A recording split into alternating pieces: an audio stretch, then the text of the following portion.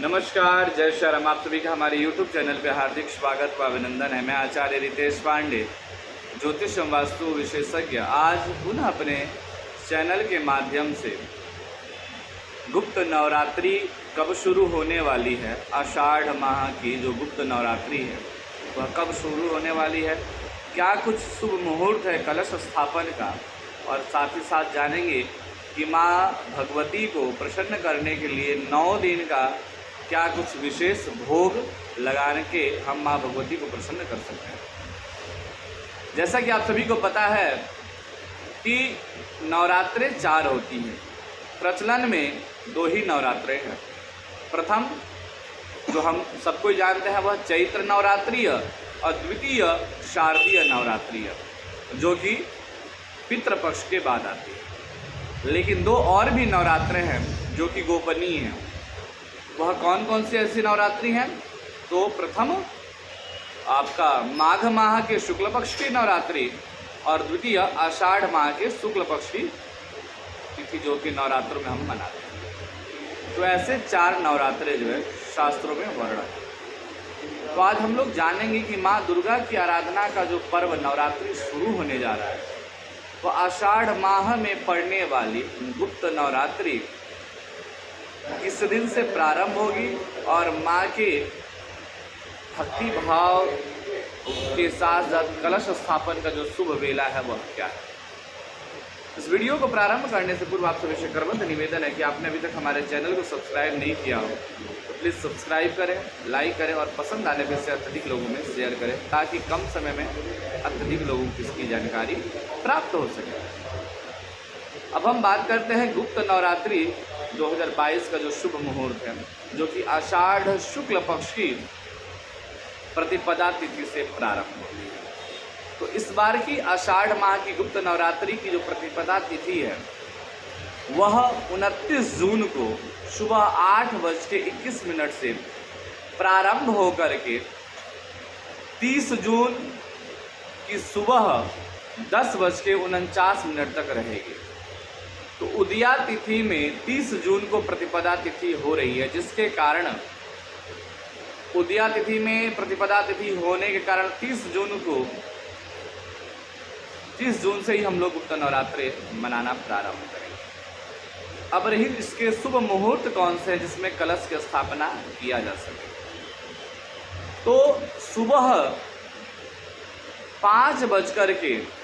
30 जून 2022 को सुबह 5:26 से लेकर के 6:43 तक का जो मुहूर्त है वह घट स्थापन के लिए सबसे उत्तम व सर्वोत्तम है। कब से? तो 30 जून 2022 का सुबह 5:26 से लेकर के 6:43 का जो वेला है यह घट स्थापन के लिए सबसे उत्तम व सर्वोत्तम है। अब हम बात करेंगे कि 9 दिन कौन से ऐसे अलग अलग भोग भगवती को शास्त्रमत है लगाने का, तो इसके बारे में हम लोग जानेंगे। जैसे गुप्त नवरात्रि के 9 दिन माँ दुर्गा के 9 रूपों को समर्पित, उनका प्रत्येक स्वरूप 9 दिन को एक एक स्वरूप समर्पित है। इस दौरान किस दिन कौन सा भोग लगाना चाहिए, इसके बारे में सबको अवश्य जानकारी रखना चाहिए। क्यों?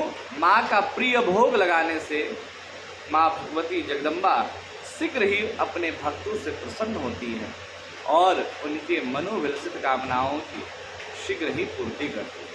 तो आइए जानते हैं कि वह कौन कौन से प्रतिदिन का भोग है। बात करेंगे प्रतिपदा तिथि का। तो प्रतिपदा तिथि का भोग जो है, गुप्त नवरात्रि के पहले दिन माँ शैल्यपुत्री की पूजा की जाती है और माँ शैल्यपुत्री को गाय के घी से बनी सफ़ेद चीज़ों व मिष्ठान का भोग लगाना सर्वोपरि है। घी से निर्मित सफ़ेद मिष्ठान का भोग लगाना सर्वोत्तम है। द्वितीय बात करें तो द्वितीय माँ ब्रह्मचारिणी की पूजा की जाती है।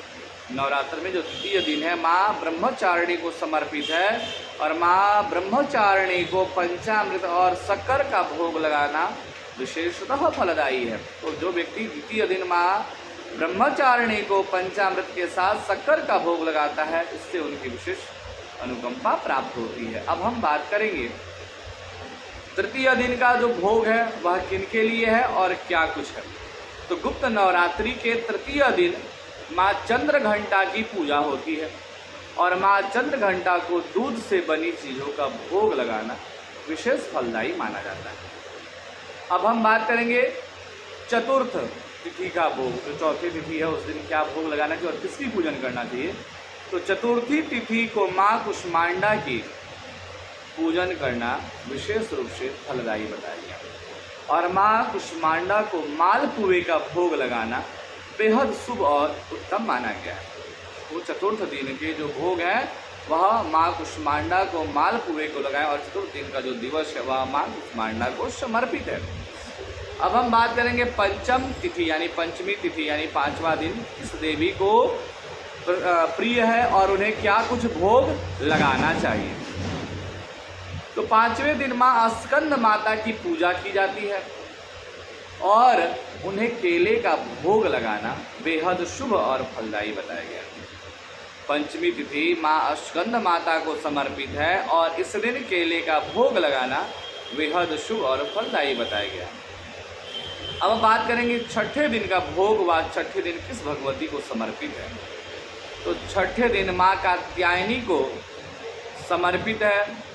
इस दिन माँ कात्यायनी की पूजा की जाती है। नवरात्र के छठे दिन जिस स्त्री के विवाह में विलंबता उत्पन्न हो रहा हो वो माँ कात्यायनी की उपासना करती है तो शीघ्र विवाह दाम्पत्य सुख का लाभ प्राप्त होता है। यही नहीं, इस दिन जो कन्याएं भगवान शिव शक्ति के साथ साथ शिव जी के ऊपर दूध में कच्ची हल्दी के रस को मिलाकर अभिषेक करता है तो उसे शीघ्र ही उत्तम कुल में विवाह का संयोग बनता है। तो बात करेंगे कि माँ कात्यायनी का भोग क्या है। तो माँ कात्यायनी को षष्ठी तिथि के दिन शहद का भोग लगाने से माँ कात्यायनी की विशेष अनुकंपा प्राप्त होती है। अब हम बात करेंगे सप्तमी तिथि वाले दिन। सप्तमी तिथि किसको प्रिय है और इस दिन क्या कुछ भोग लगाना चाहिए।